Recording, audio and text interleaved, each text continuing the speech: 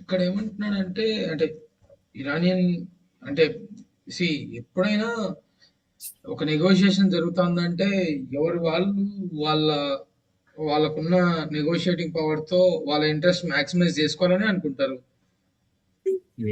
దీంట్లో ఏం పెద్దగా ఉంది? A boat sails past a tanker anchored on the Strait of Hormuz of the some Island. Some island. I can't even pronounce it, but it's okay.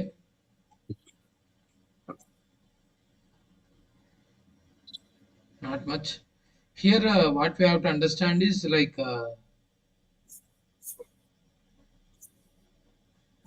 Afghanistan capital is Kabul.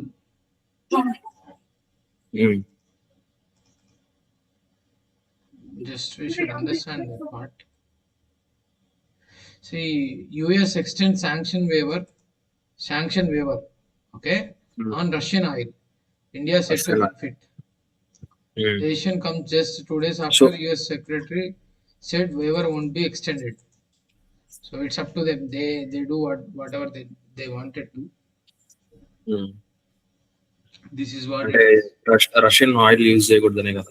అంటే actual గా sanction అంటే ఏంటి? మేము చెప్పినట్టు మీరు చేయాలని చెప్పి అంటే కల్పించిన.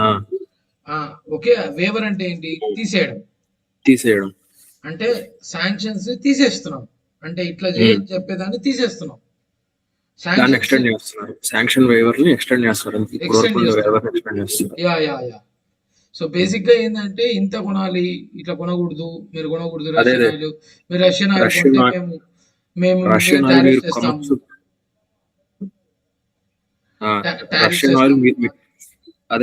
ఆయిల్ మీరు కొనొచ్చు అనడం శాంక్షన్, అంతే కదా? కొనకూడదు అనడం శాంక్షన్, కొనకూడదు అనడం శాంక్షన్. దాన్ని వేవర్ అంటే తీసేస్తున్నాం. అర్థమైందా? ఓకే, అర్థమైందా? అది అది అది అంటే అంటే అప్పుడు అది ఇండియాకి ఎట్లా బెనిఫిట్ నాకు అర్థం కాదు. ఇండియా రష్యా నుంచి చీప్ ఆయిల్ కొనుక్కుంటుంది, అంతే కదా? బేసిక్ గా ఏంటి యుఎస్ వాదన ఏంటి? యుఎస్ ఏమో యుక్రెయిన్ కి సపోర్ట్ చేస్తుంది, ఆర్మ్స్ అన్ని పెట్టి నాటో అదంతా. ఇప్పుడు వీళ్ళు ఏమంటారంటే మనం రష్యా నుంచి చీప్ ఆయిల్ కొనుక్కుంటూ ఉంటే మనం ఇచ్చే డబ్బుల వల్ల రష్యా ఉక్రెయిన్ మీద దాడిని కొనసాగిస్తుంది అనేది వాళ్ళ వాదన. ఇండియా ఏమంటదంటే అరే భయ్ నాకు ఎనర్జీ సెక్యూరిటీ ఇంపార్టెంట్ రా, నేను మీ వాదనలో అది ఇది అంటే ఎట్లా? మా ఇంట్లో చమురు అంటే ఇదిగో మా అంటే ఇండియాలో బ్యాక్ హోమ్ ఇండియాలో ఫర్ ఎగ్జాంపుల్ ఒక కుకింగ్ 1.4 బిలియన్ పీపుల్, 140 కోట్ల మంది పైగా మనుషులు, ఆ 150 కోట్లు పెరిగింటది. వాళ్ళ కుకింగ్ నీడ్స్, వాళ్ళ ఎల్పిజి సపోర్ట్ కదా నేను చూసుకోవాల్సింది. ఒక అంబాసిడర్ గా నాదేంటి? నేను మార్కెట్ లోకి వెళ్ళి ఎవరు చీప్ గా అమ్ముతాడు తెచ్చుకోవాలి. మీరు కొట్లాడుకుంటా నన్ను చీప్ ఆయిల్ తీసుకోవద్దు అని చెప్తే ఒక పక్కేమో వెనిజులా మీరే రానికపోతే, ఒక పక్క వెస్ట్ ఏషియాతో మీరే కొట్లాటలు పెట్టుకుంటున్నారు ఆయిల్ నాకు వచ్చేవాళ్ళు. అరే అట్లీస్ట్ నన్ను రష్యా వాళ్ళ దగ్గర కొనియరా? అవునా కదా? కొనియాలి కదా నన్ను. సరే నేను అక్కడ కొంటా అంటే నువ్వేమంటావు? నీకు నేను ఎక్స్పోర్ట్ చేస్తుంటే నాకు టారిఫ్స్ వేస్తా అంటావు. ఇప్పుడు జయశంకర్ ఏమంటాడంటే అరే ఏమైనా రష్యా వారిని ఫ్యూయల్ చేస్తుంది అంటే రష్యా వారిని మేమేమన్నా రష్యాకి డబ్బులు మేము ఇస్తున్నామా? మొత్తం మీరు వాల్యూమ్ చూపెట్టండి, యూరోప్ ఎక్కువ ఉంటుందా మేము ఎక్కువ ఉంటున్నామా అంటున్నాడు. యూరోప్ ఎక్కువ ఉంటుంది, మరి అట్లాంటప్పుడు యూరోప్ ఫండ్ చేయట్లేదా రష్యా వారిని? ఇండియా కూడా చేస్తుందా? అర్థమైందా సిచ్యువేషన్ ఇప్పుడు? అర్థమైంది. సో దట్ ఈస్ వాట్ అన్నమాట.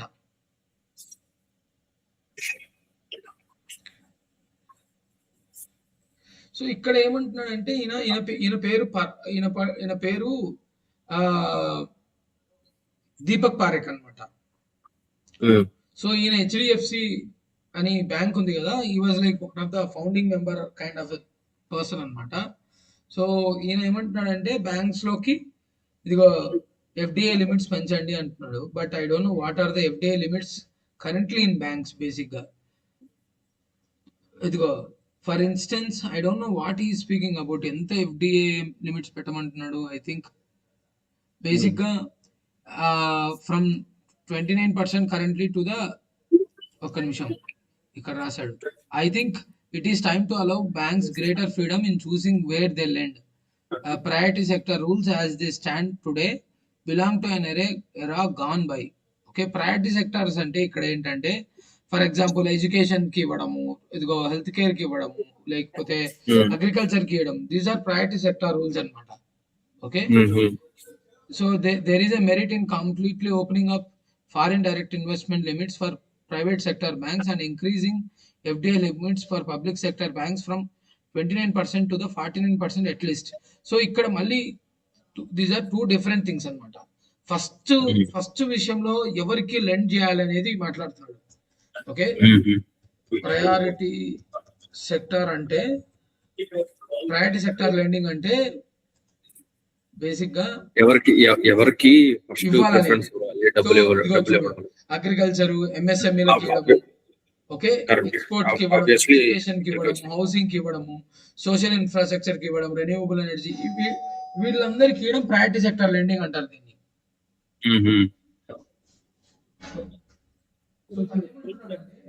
అరే మీరు గవర్నమెంట్ ఆఫ్ ఇండియా ఎవరు నాకు ప్రయారిటీ సెక్టార్ లెండింగ్ రూల్స్ చెప్పేది? నేను ఓకే. అంతే కదా. నేను బ్యాంక్ నడపాలంటే నువ్వు వీళ్ళకే చెయ్యి, ఇదే చెయ్యి అంటే ఎట్లా? సో ఫస్ట్ థింగ్ అదనమాట. రెండో థింగ్ ఏంటంటే పబ్లిక్ సెక్టార్ బ్యాంక్స్ అన్నాడు. ఓకే. రెండో పాయింట్ వచ్చేసి పబ్లిక్ సెక్టార్ బ్యాంక్స్ అన్నాడు. సో పబ్లిక్ సెక్టార్ బ్యాంక్స్ అంటే ఏంటివి? ఎస్బీఐ లేకపోతే ఈరోజు ఐడిబిఐ కానీ, పిఎన్బి కానీ, all these are public sector banks అన్నమాట. అంటే where government of India is the major shareholder అన్నమాట. ఓకే. వాటిల్లో ఎఫ్డిఐ లిమిట్స్ అంటే ఫారిన్ డైరెక్ట్ ఇన్వెస్ట్మెంట్ అంటే ఇప్పుడు 29% ఉంది, దాన్ని 49% కి చేయమంటున్నాడు. అంటే కంపెనీలో 51% ఉంటే మేజర్ షేర్ హోల్డింగ్ కంపెనీకి ఉన్నట్టు. 49% అంటే మైనర్ అన్నమాట. అంటే నీకు 51% ఉంటే కంపెనీలో ఏం చేయాలనుకున్నా చేయొచ్చు నువ్వు. నీకు మేజర్ షేర్ హోల్డింగ్ ఉంటది కాబట్టి. సో అక్కడ 49 కి సిగ్నిఫికెన్స్ ఏంటంటే 50-50 ఉందనుకో మళ్ళీ you can't decide, upper hand ఉండదు నీకు. అవును. సో 51 అందుకే 49 ఉంది అక్కడ. సో రెండోది వచ్చేసి ఇంకా 2 points. First priority sector lending ఒకటి, రెండోది వచ్చేసి పబ్లిక్ సెక్టర్ లో బ్యాంక్స్ కి ఎఫ్డిఐ లిమిట్స్ పెంచడం. అంటే so that foreigners will come. అంటే దానివల్ల ఏమవుతుంది, ఫారినర్స్ డబ్బులు తెచ్చి పెడితే లెండింగ్ చేయొచ్చు. దానివల్ల ఇంకా మిగిలిన సెక్టార్స్ అన్నిటికీ బూస్ట్ వస్తుందని చెప్పడం తన ఉద్దేశం అది. So he is speaking about all these things. Okay. Currently India allows for foreign shareholding of 20%, foreign shareholding of 20% for public sector and 74% for private banks. Okay. According to the reports, the government is mulling raising the foreign ownership limit for state-owned banks to 49%. Okay, 49% చేయమంటున్నారు. Okay. ఇదిగో ఇక్కడ ఏమంటున్నానంటే India second largest. అంటే ఇక్కడ ఏమైందంటే ఇదిగో in December Sriram finance అని ఒక కంపెనీ ఉందన్నమాట. ఒక సెకండ్ సార్, కాల్ వస్తుంది. ఒక సెకండ్.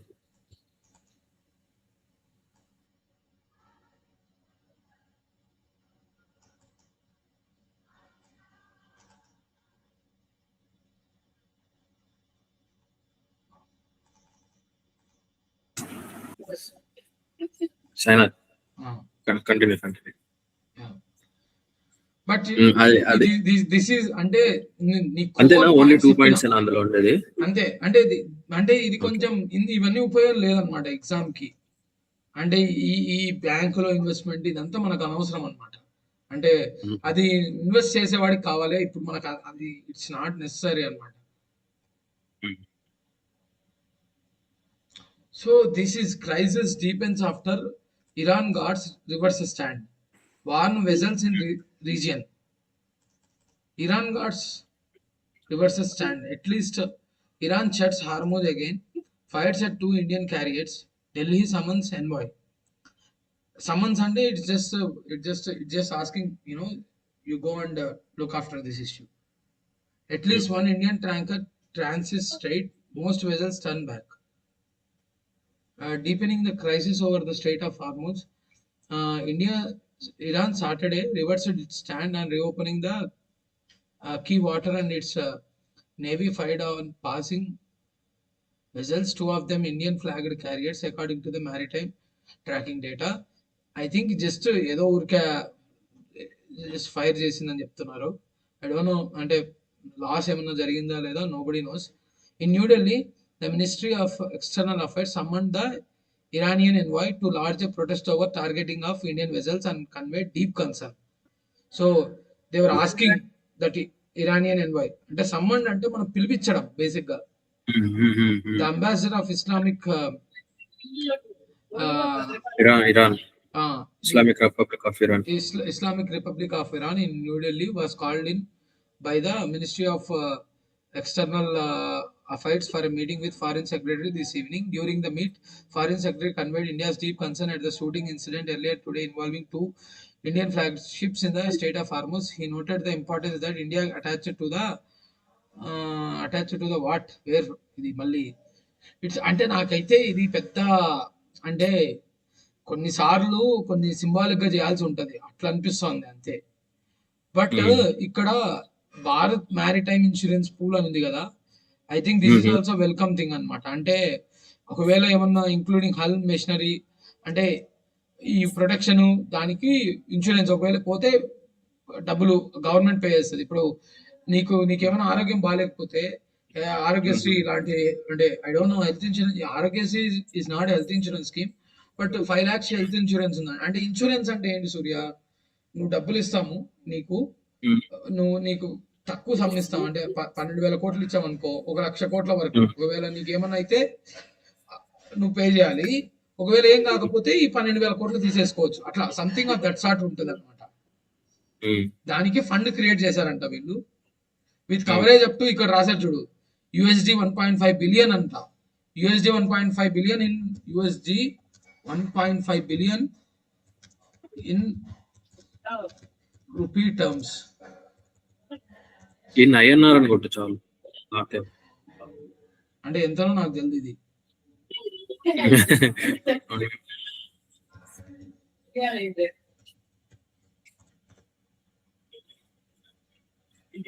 ఇది కూడా చూపిట్లే,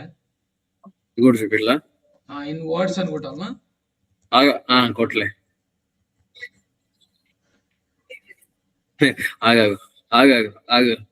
చూపించింది కదా, చూద్దాం.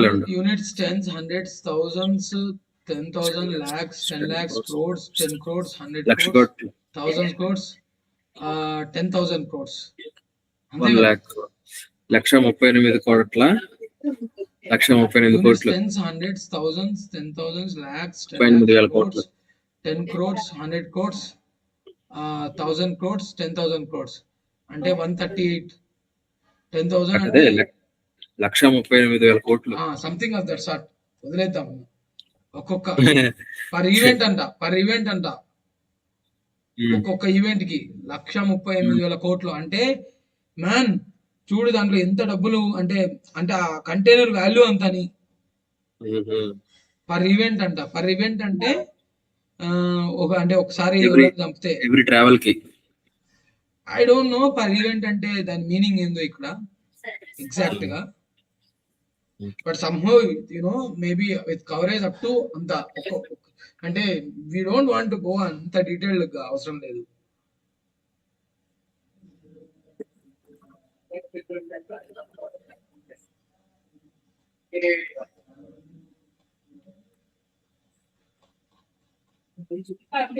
ఇంకా నాకు తెలిసి ఏం లేనట్టున్నాయి.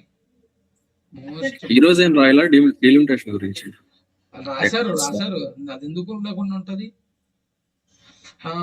ఇది కొంచెం నేను పొద్దున నేను ఒక టాక్ వింటుంటే దాంట్లో ఏమని రాస్తుందంటే గోయింగ్ ఫర్దర్ ఎట్లుంటదంటే జ్యుడిషియరీ ఇన్ ఏ ఎరా అని ఉంది కదా. సో ఇప్పుడు ఇండియాలో మోస్ట్ బిగ్గెస్ట్ ప్రాబ్లం ఏంటంటే ఈ జనాలు అంటే లాయర్లు లేరు వాదించడానికి, ఆర్ జడ్జిలు లేరు న్యాయం చెప్పడానికి. సో ఇప్పుడు లాయర్లు ఏం చేస్తారంటే వాళ్ళు చేయాల్సిన ఆర్గ్యుమెంట్స్ అంతా ఏఐకి ఇచ్చేస్తారు, ఏఐతో రాపిచ్చేస్తారు ఆర్గ్యుమెంట్స్ అన్ని. ఈ పక్క వాళ్ళు ఏఐకి ఇస్తారు, ఓకే జడ్జి ఏఐ పెడతారు, ఒక ఏఐ బాట్ ఉంటుంది. సో అదే వీటిలో మెరిట్స్ చూసి ఇదిగో నేను ఇది తీర్పిస్తున్నా అని చెప్పేస్తుంది కంప్యూటర్. జరగొచ్చు అని that is one kind of prediction అన్నమాట. So we should see how it works. But but అదే.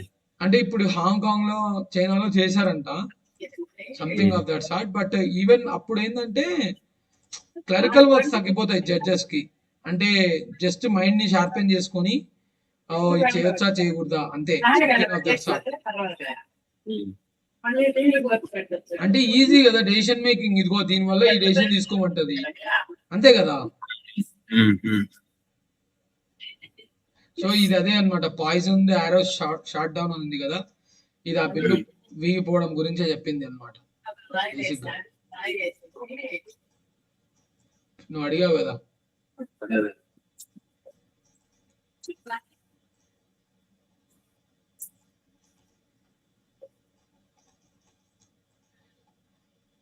When Pakistan plays mediator, there is more than peace on table. I think this is interesting అన్నమాట. అంటే దీంట్లో history అంతా చెప్తున్నాడు, basic గా historical headline, history headline అంటున్నాడు. అంటే there is lot more అన్నమాట, చాలా చాలా కనెక్ట్ చేశాడు దీంట్లో.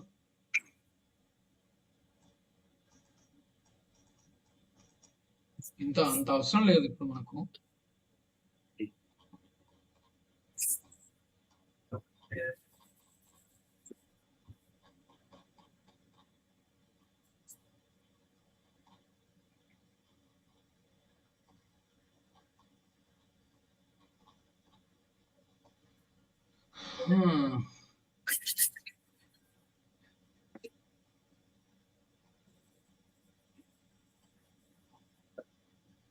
దిస్ పర్సన్ వి రీడ్ కదా ఆయన ఆర్టికల్, సి రాజా మోహన్ అని ఒక person.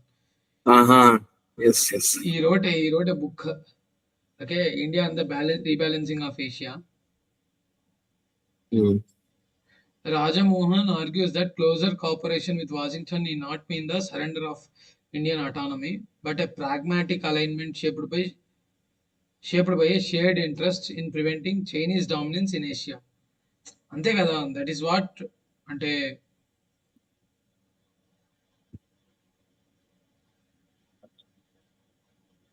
Okay Surya, nothing much actually.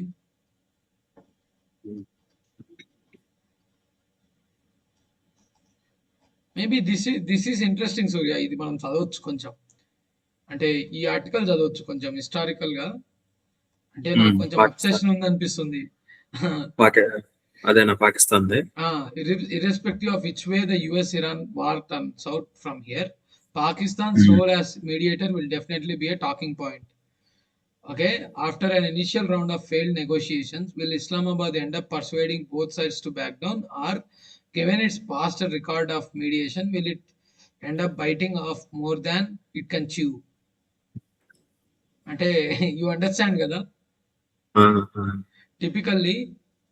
Typically, classic international mediator nations like Norway and Qatar have had established neutrality among the varying stakeholders as the bedrock for intervention.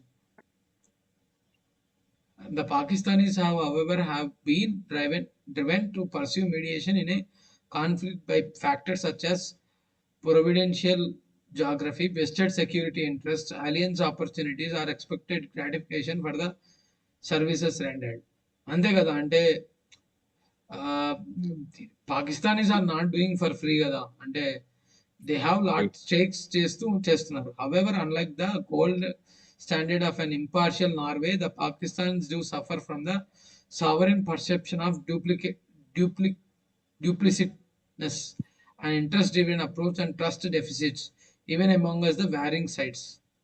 If morality has driven Norway to mediate, transactional opportunity has historically driven Pakistan. I think he is bashing Pakistan. Pakistan's first brush with international mediation was more surreptitious, transactional, and clandestine, as it facilitated the diplomatic rapprochement between US and China in the early 70s, the Cold War era had seen Pakistani diplomats rallying messages to and fro from Washington DC and Beijing, leveraging its friendly status with the both. అంతే కదా. అంటే అంటే ఇప్పుడు ఇండియాని counter చేయడం కోసం are like అదే ఆఫ్ఘనిస్తాన్ ని కౌంటర్ చేయడం కోసము బేసిక్ గా పాకిస్తాన్ ని వాడుకున్నారు. అదే పాకిస్తాన్ చైనాకు కూడా ఫ్రెండ్. ఇప్పుడు మనం చూసాం కదా సిపెక్ ఆర్డర్ అదంతా. అంటే అంటే ఇప్పుడు నువ్వు కాశ్మీర్ లో చైనీస్ ఆక్యుపైడ్ కాశ్మీర్ ఉంది, పాకిస్తాన్ ఆక్యుపైడ్ కాశ్మీర్ ఉంది. ఓకే, సో వాళ్ళు దే ఆర్ లైక్ నీకు నచ్చినా నచ్చకపోయినా they are our neighbours. So because you don't like Pakistan, it naturally aligns with China కదా.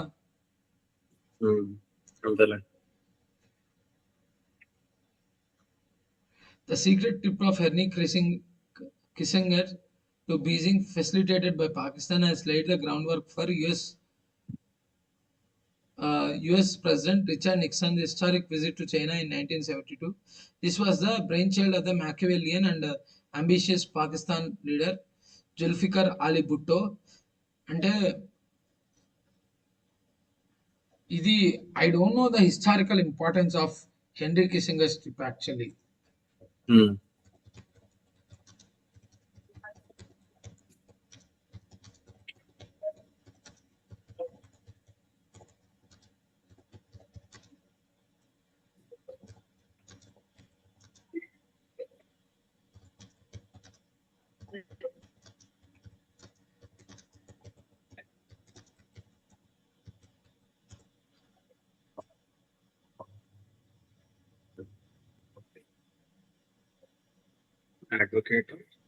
అంటే కిస్సింగర్ అనే అతను నాకు అంటే వచ్చాడు అంటే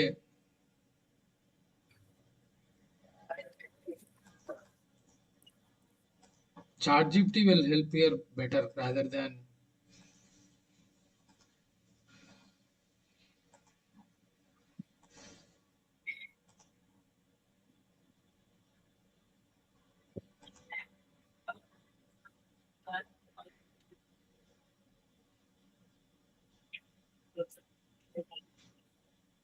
who was Henry Kissinger.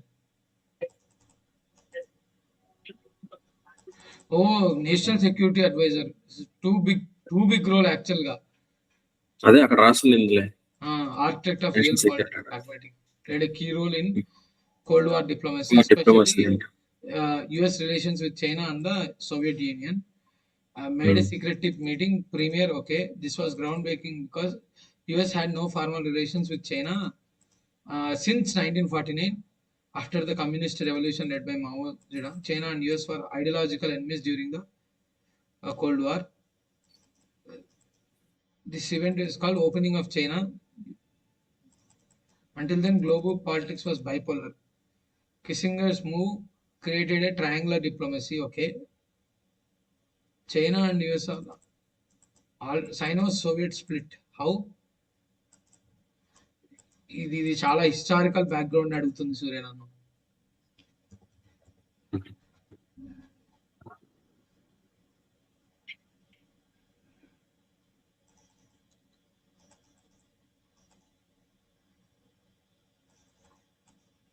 అంటే ఈ డెంగ్ జియాంపింగ్ అనేది ఆయన చాలా ఫేమస్ చైనీస్ రూలర్ అనమాట.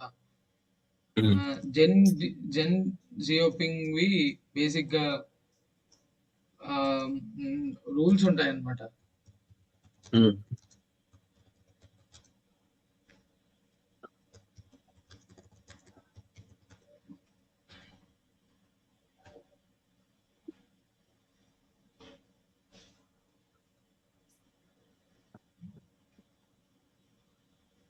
యాక్చువల్గా ఇది కాదు,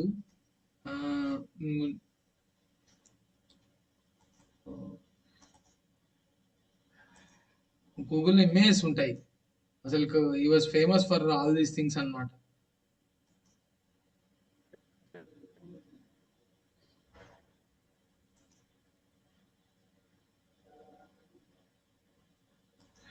ఇది observe Kamli, secure our position, cope with affairs calmly, hide our capacities, bide our time, be good at maintaining a low profile, never claim leadership. This is అంటే నీ పొజిషన్ సెక్యూర్ చేసుకోవాలంట. Cope with affairs calmly, hide our capacities, మనం ఏం చేయగలుగుతాం hide చేయి, bide our time, be good at maintaining a low profile and never claim leadership.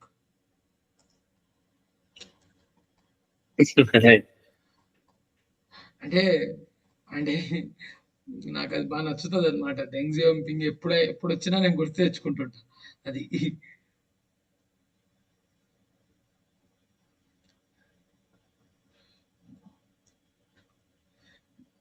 అంటే అంత పెద్ద ఏం లేదులే, ఇది వదిలేయి. It was like he was the gateway for US and uh China time relations లో అని, అంతవరకు చాలు.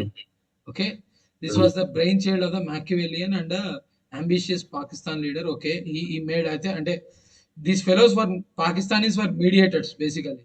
Circumstantially, that this role has afforded a much needed respite for the Pakistan state, which has suffered incalculable reputational loss owing to its genocidal conduct in Bangladesh. Okay, these people were ante kada 1970s was the time when Bangladesh got actual republic anamata. And that made Americans much more anger on Indira Gandhi actually. So అంటే ఇందిరాగాంధీ ఏం చేసింది, she divided Bangladesh అనమాట basic గా. అందుకే ఇప్పుడు కూడా షేక్ హసీనా ఉంది కదా, వాళ్ళ ఫాదర్ వాజ్ ద పర్సన్ అన్నమాట బేసిక్ గా. సో అందుకే we are even now we are giving asylum for her అనమాట. She is now there in India అనమాట. మొన్న అంటే సమ్ అదర్ పార్టీ వచ్చింది కదా పవర్ లోకి ఇప్పుడు, even now she is there in India అనమాట. Bangladesh as indeed much needed military and economic largesse from the. It also garnered brownie points with the Chinese, who shared a common enemy with Pakistan and India. Pakistan was to continue this approach during the infamous Operation Cyclone in the 1980s, the CIA's largest covert program, during which the US supplied weapons, funding, training, routing this through Pakistan Inter Services Intelligence ISI to Afghan Mujahideen fighters fighting the Soviet occupation. Later, this was, I was telling that day. So through Pakistan, these fellows were supporting Afghanistan people. వాళ్ళు ఎవరు అంటే ఇప్పుడు పాకిస్తాన్ వాళ్ళకు కూడా that intelligence has come కదా. Who gave that? US gave.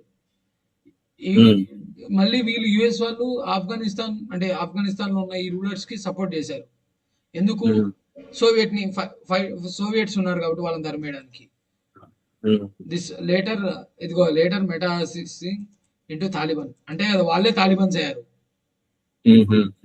Talibans ఏం చేశారు, వాళ్ళు పోయి యుఎస్ ని అటాక్ చేశారు లాస్ట్ కి.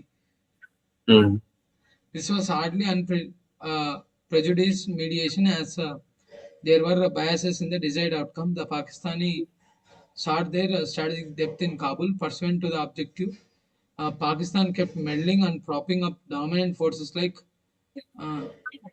I don't know how to pronounce this name in Kabul, whilst countering the composition of the erstwhile Northern Alliance post 9/11.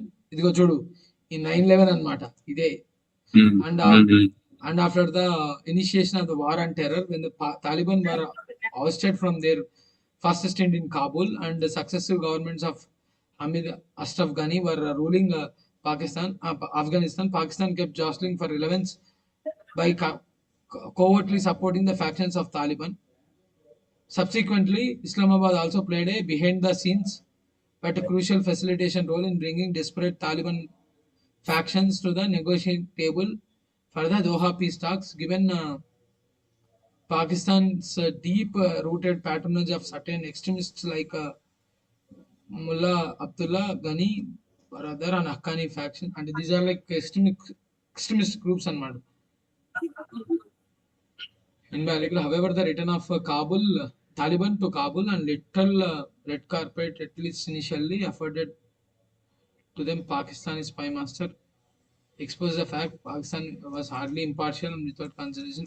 Today, as the US-Israel war and Iran goes through this uh, own sputtering impulses, Pakistan is indeed uniquely placed as a rare nation with active equations both Iran and US, but its enthusiasm to seize the timely opportunity was to whitewash its reputation. It is clear that Iran did not seek mediation, certainly not from Pakistan in recent certainly not from Pakistan.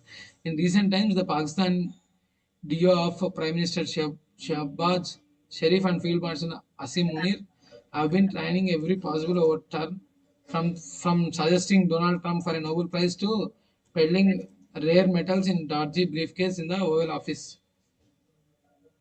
The senseless war on Iran seemed to have opened an opportunity for Pakistan, but the unreliable antecedents of Islamabad are well known to the Americans after their earlier double game in Afghanistan on terrorism, just as the Iranians have had fundamental sectarian differences అన్నమాట. అంటే this is more fundamental sectarian అంటే they religious views are different అన్నమాట Pakistan Iranians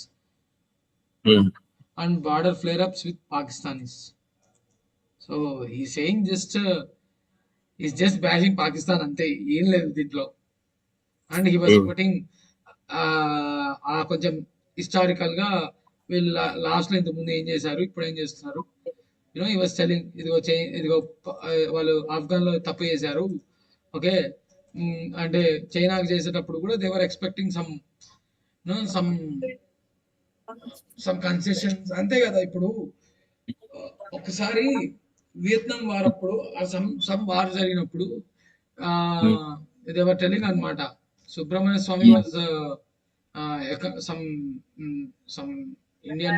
Indian finance minister something for landing అంటే refilling కోసము land అవ్వాలనుకుంటే US planes ఇండియాలో somewhere in బాంబేలోనే ఎక్కడనో, ఓకే. హీ ఆస్క్డ్ దెమ్, మీరు చెప్పండి IMF కి $1 billion మాకు లోన్ ఇమ్మని అని అడిగాడంట. అర్థమైందా? అంటే ల్యాండ్ అవ్వడాలంటే అంత కాస్ట్. అంటే అది ఇండైరెక్ట్ గా it's you if you want this give me that, నాకు అదే అంతే నాకు లోన్ ఇప్పి అని. IMF is basically controlled by like Americans, so they would tell them give that loan. That is negotiation కదా, అంతకంటే ఏముంది. నెగోషియేషన్ అంటే sweet name for give and take. అదేలే. సో అది సూర్య. యా, మచ్ న్యూసెన్స్ ఉంది, అంటే not much to talk about actually. Okay మరి అంతే, ఫైన్, ఓకే. OBS ఆపేసావా? ఆపేస్తా.